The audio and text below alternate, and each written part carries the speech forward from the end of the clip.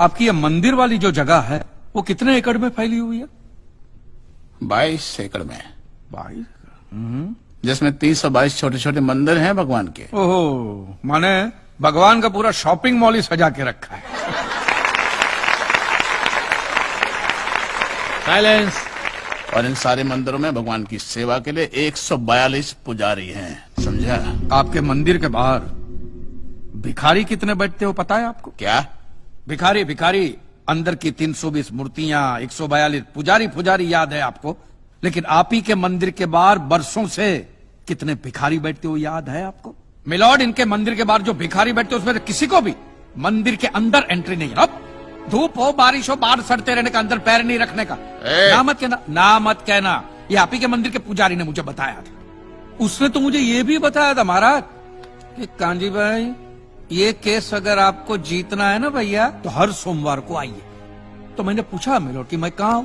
तो कहते हैं शिव जी के मंदिर में आइए और 1 लोटा दूध चढ़ाइए, फिर देखिए। मैंने बोला ठीक है, ये भी करके देख लेते। तो मिलॉर्ड में पहुंच गया मंडे को दूध का लोटा लेकर। ये लंबी लाइन लगी, सबके सब हाथ में लोटा पकड़ के खड़े हुए थे ऐसे। मैंने सोचा अंदर जरूर कोई दूध पीने वाला होगा, वरना ये सबके सब गधे थोड़ी है जो ऐसे लोटा पकड़ के लाइन में खड़े। मेरा नंबर है, मैं अंदर गया, अंदर कोई नहीं था दूध पीने वाला, कोई नहीं। बीच में वो काला पत्थर पड़ा हुआ था, उसे शिवलिंग कहते हैं, मूर्ख। हाँ शिवलिंग पड़ा हुआ था। और वो पत्थर मिलो, वो पत्थर दूध था। और वो पत्थर के बिल्कुल बगल में से छोटी सी पतली सी नाली में से वो सारा दूध बाहर की ओर जा रहा। मैंने बोला कि यस, बाहर तो कोई खड़ा ही खड़ा होगा दूध पीने वाला। देखा बाहर भी कोई नहीं था। वो सारा दूध मिलो उस नाली से निकलकर बाहर गटर में जा, टोटल वेस्ट। और वो गटर को लग के एक भिखारी खड़ा हुआ था, बेचारा 4-5 दिन का भूखा होगा महाराज, भूख के मारे वो कांप रहा था। उसको शायद ये दूध ही पीना था, लेकिन गटर में से कैसे? तो उस भिखारी को मैंने मेरा दूध का लोटा दे दिया और दूध पीकर उसने मुझसे क्या कहा पता है? भगवान तेरा भला करे।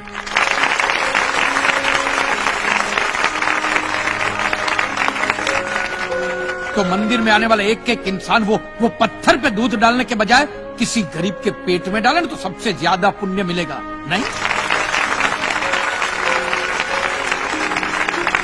और हाँ मौलवी साहब, किसी दरगाह पे फूलों की चादर उड़ाने के बजाय किसी नंगे फकीर के बदन पे कपड़ों की चादर उड़ाई जाए ना तो अल्लाह को बहुत खुशी मिलेगी। और जीसस के सामने मोमबत्तियां जलाने से अच्छा है किसी गरीब की झोंपड़ी में जलाइए, तो उसके घर में कभी अंधेरा नहीं होगा।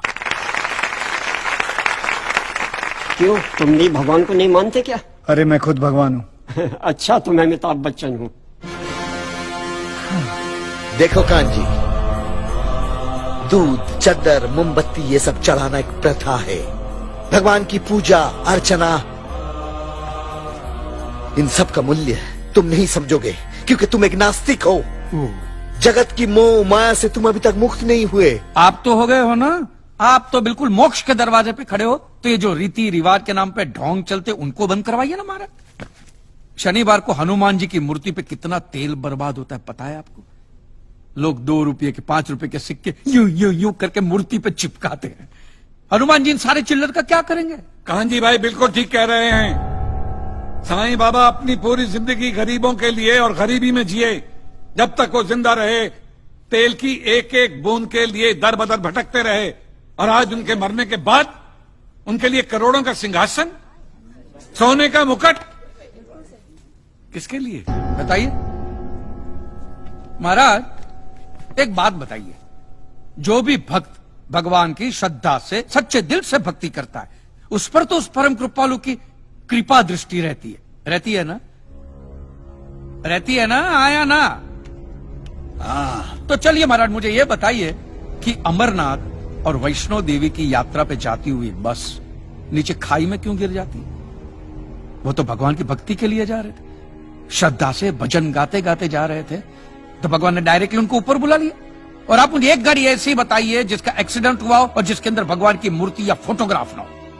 बताइए बताइए। I object my Lord. From day 1 ये आदमी बातों को यूं गोल गोल घुमा रहा है। मिस्टर कांजी, ये कोई डिबेट नहीं है अच्छे बुरे की, ये कोर्ट है और यहां प्रूफ चलता है। और हमारे पास प्रूफ है, इंश्योरेंस पेपर्स पर आपके सिग्नेचर्स। इसलिए लीगली आपको कोई हक नहीं बनता इंश्योरेंस कंपनी से पैसे मांगने। और जहां तक हमारा प्रश्न है, बीमा कंपनी के नियमों को हम नहीं मानते।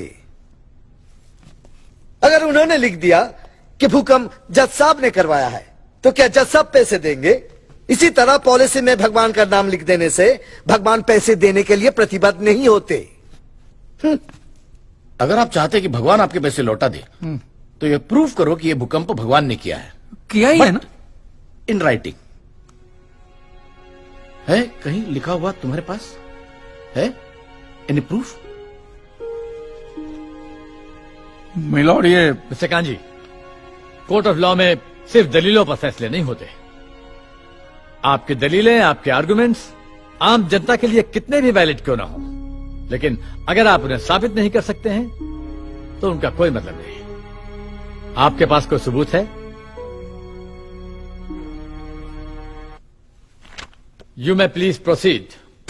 योर ऑनर, इससे पहले कि मिस्टर कांजी अपने तीखे और कटाक्ष भरे व्यूज बिना किसी रेफरेंस प्रदर्शित करें, मैं उनसे पूछना चाहता हूं कि उनके पास कोई प्रूफ है जिससे वो साबित कर सके कि उनकी दुकान भगवान ने गिराई है।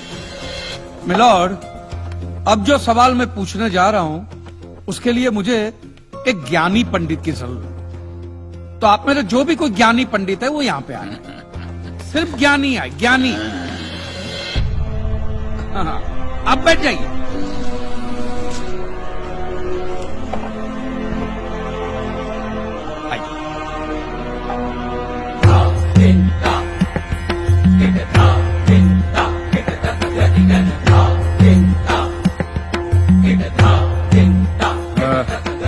महाराज, आप जो पंडित लोग आपके प्रवचन में जो शास्त्रों की बातें करते हैं, तो शास्त्रों में जो भी लिखा होता है वो सब सही होता है? 100%। ऐसा कहां लिखा है? ये तो आप कह रहे हैं। गीता में लिखा है। अच्छा, क्या लिखा है गीता में? गीता के 4थे अध्याय का 40वां श्लोक, अज्ञस्य अश्रद्धानस्य संशयात्मा विनश्यति, नायम लोकस्ति ना परा ना सुखम संशयात्मना। मतलब क्या? इसका अर्थ है, जो अज्ञानी श्रद्धा विहीन मनुष्य शास्त्र पर संदेह या शक करता है, उसका विनाश निश्चित है। उसे भूलोक या परलोक कहीं भी शांति नहीं मिलती। समझा? ये बहुत इंटरेस्टिंग आइटम है। महाराज, आपको ये गीता में या शास्त्रों में कुछ भी समझ में आता है? हा? कि जो भी लीलाधर महाराज बोल रहे उसमें बस ऐसे समझा समझा करके हाथ हिला रहे हैं। मिलॉर्ड, वो स्कूल में छोटे छोटे बच्चे होते, उनको प्रेयर कभी पूरी याद नहीं रहती, तो बेचारे आंख बंद करके ऐसे करके होंठ हिलाते, वो होंठ हिलाते, ये हाथ हिलाते। एक कांजी, तूने एक सिद्ध साधु का अपमान किया है, तो तुझे नरक में भी जगह नहीं मिलेगी। कहां से मिलेगी महाराज? आप लोगों ने पहले से ही वहां कुल्ले टिका के रखे हैं।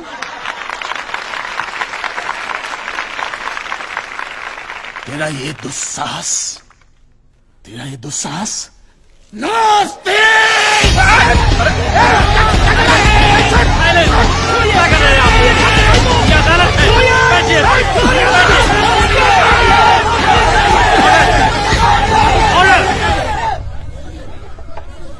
बैठ जाइए।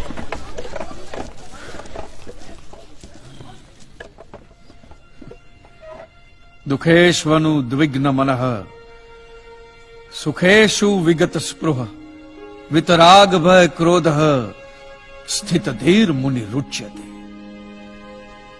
अध्याय 2 श्लोक 56वां।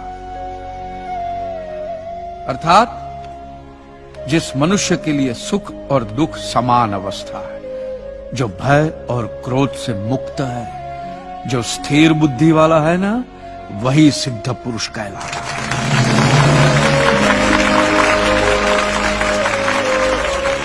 ये मुझे गीता सिखाएंगे? अरे ये क्या गीता सिखाएंगे मिलॉर्ड? इन लोगों की तो आईक्यू भी रूम टेम्परेचर से लो है। आपको 2 बात किया कही मैंने उकसाने के लिए, भड़काने के लिए, मुझे मारने चले हैं।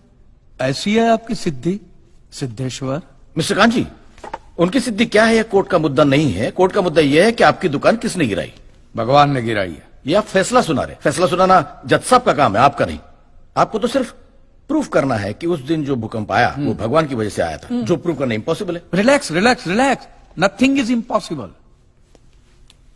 स्वामी जी एक बात बताइए, भगवान ने ही ये भगवत गीता कही है, कही है, और भगवत गीता में जो भी कहा गया है वो सब सच है? 100%। Point to be noted milord. तो मुझे एक बात बताइए कि भगवान ने भगवत गीता के 9वें अध्याय के 8वें श्लोक में क्यों ऐसा कहा है कि पूरी सृष्टि का सर्जन मेरी इच्छा से हुआ, इसका विनाश भी मेरी इच्छा से होगा, ये पूरी सृष्टि मेरी इच्छा के अधीन है, इसके सर्जन और विनाश के लिए सिर्फ मैं और मैं ही जिम्मेदार हूं। और ये देखिए मिलॉर्ड, ये बाइबल में भी कहा गया है, Aiza chapter 54 verse 16 See, it is I who have created the smith who blows the fire of coals and produces a weapon fit for his purpose. I have also created the ravager to destroy. अब ये देखिए, ये कुरान शरीफ में भी है। सूरह जलजला 99 आयत 1 से 8 में भी लिखा है कि जब जमीन अपनी पूरी शिद्दत के साथ हिला डाली जाएगी और जमीन अपने अंदर के सारे बोझ को निकालकर बाहर डाल देगी और इंसान कहेगा कि ये उसको क्या हो रहा है, उस दिन वो अपने ऊपर बीते हालात बयां करेगी, क्योंकि तेरे रब ने उसे ऐसा करने का आदेश दिया होगा। रब ने।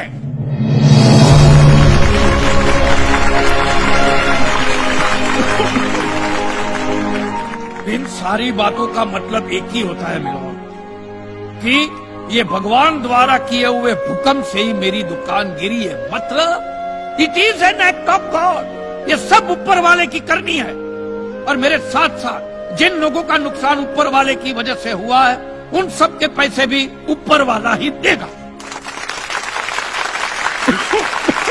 नहीं तो उनके collection agent. Your honour, mister Kanchi Leeladhar Swami को बातों में फंसा रहे। सरदेसाई जी, क्या कर रहे हैं आप? अरे बोलने दो, उससे बोलने दो।